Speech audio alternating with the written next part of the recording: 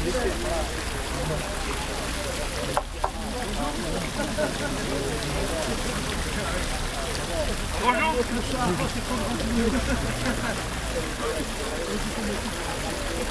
Bonjour à tous. Bonjour. Nous sommes présentés ici avec l'association Adrif pour la troisième fois. Et nous pensons être longtemps fidèlement l'association Sahara représentant de la région de Bocage, le peuple du Sahara occidental occupé par le Maroc depuis 1975 grâce au Parlement pour membres de ce territoire leur seul privilège. Aujourd'hui, c'est d'avoir comme pays d'accueil un pays démocratique avec des droits et des libertés. Le peuple du Sahara est colonisé et ne cesse pas par des manifestations pacifiques de réclamer leurs droits de l'autodétermination. Les Nations Unies avaient des possibilités d'améliorer les conditions des droits de l'homme en permettant à la MINURSO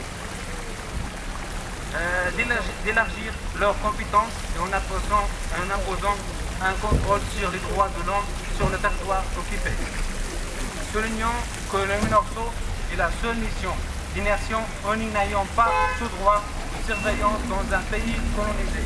Il y a quelques semaines encore, les différents États-Unis avaient tiré le signal d'alarme concernant les conditions humaines sur ce territoire, ce qui avait donné l'espoir au peuple du Sahara occupé.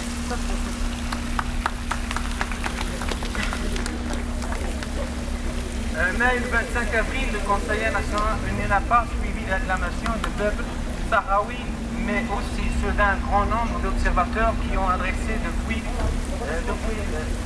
des mois des rapports concernant sur les conditions des droits de l'homme au Sahara, d'innocence, d'arrestation, arbitrage, de torture, de viol et une liste d'emprisonnement de maltraitance envers les Sahraouis.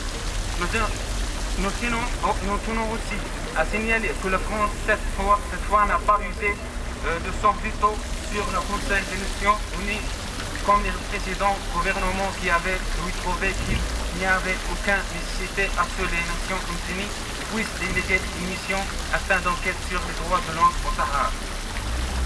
Un député social français, M. Hervé Ferrand, a dénoncé samedi dernier à Algérie le non-violence de la France à l'égard du conflit du Sahara occidental. Il a affirmé que la France n'a pas de responsabilité dans la poursuite des actions marocaines contre le peuple sahraoui, rappelant que son pays avait à deux reprises fait valoir son droit de veto au Conseil de sécurité de l'ONU pour empêcher de voir le mandat de la MINURSO élargi à l'observation et au respect des droits d'homme. Le parlementaire français a indiqué à haute voix avoir subi des impressions et des menaces pour qu'il se désengage de la cause sahraoui, déplorant le fait que les enjeux économiques et diplomatiques outrepassant les questions des droits de l'homme au Sahara occidental.